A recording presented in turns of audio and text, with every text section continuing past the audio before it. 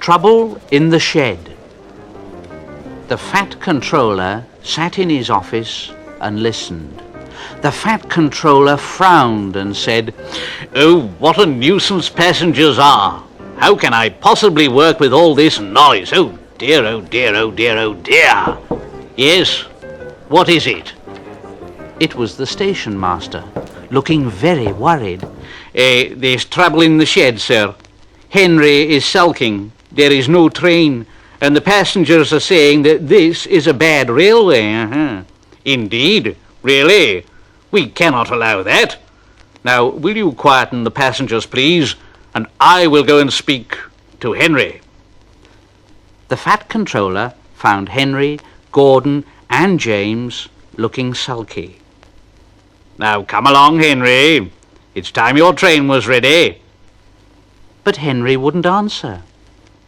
It was Gordon who said, Henry's not going, so there, and neither are James or I.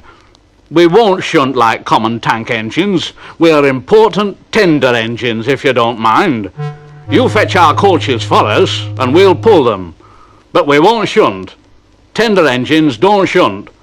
So there." And all three engines let off steam in a cheeky way. And the fat controller said, "Oh, indeed. Engines on my railway do as they're told. I'll go and find Edward." Edward was shunting. "I say, Edward, leave those tracks, will you please? I want you to push coaches for me in the yard." "Oh, thank you, sir. That will be a nice change." "That's a good engine. Off you go then." So Edward found coaches for the three engines, and that day the trains ran as usual. But when the fat controller came next morning, Edward looked unhappy. Gordon came past, clanking and hissing very rudely.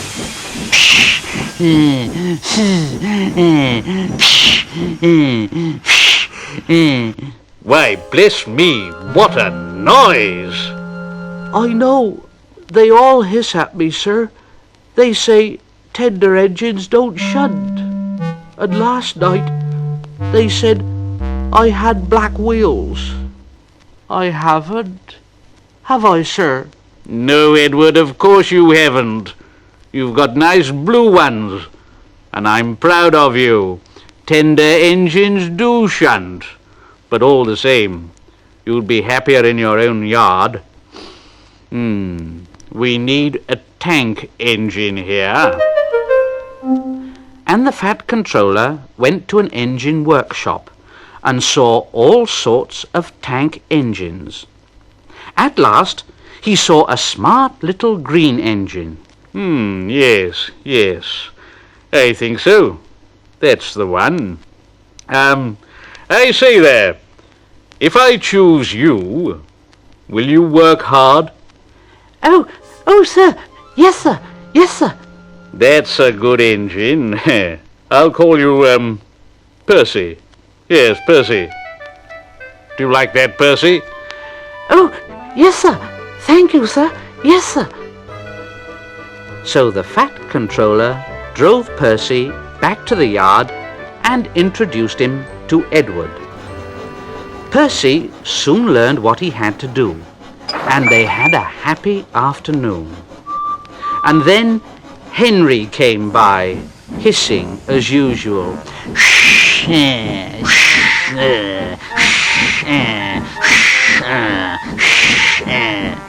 But Percy just went.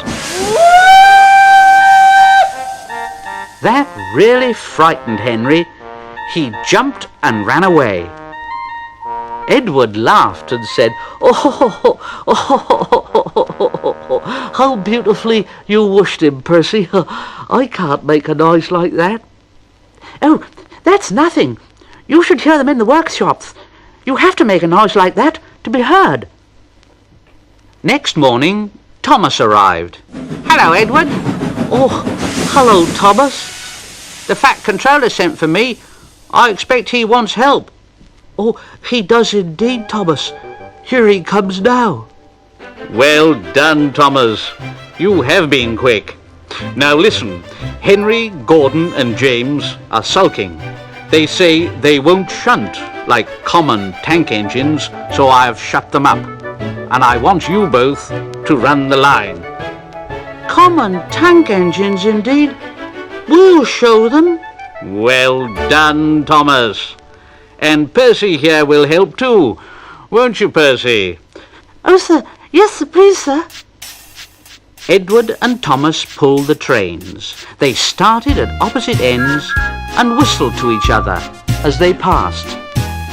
There were fewer trains, but the passengers didn't mind. They knew the 3 other engines were having a lesson. Henry, Gordon and James stayed shut in the shed and were cold, lonely and miserable. They wished now they hadn't been so silly.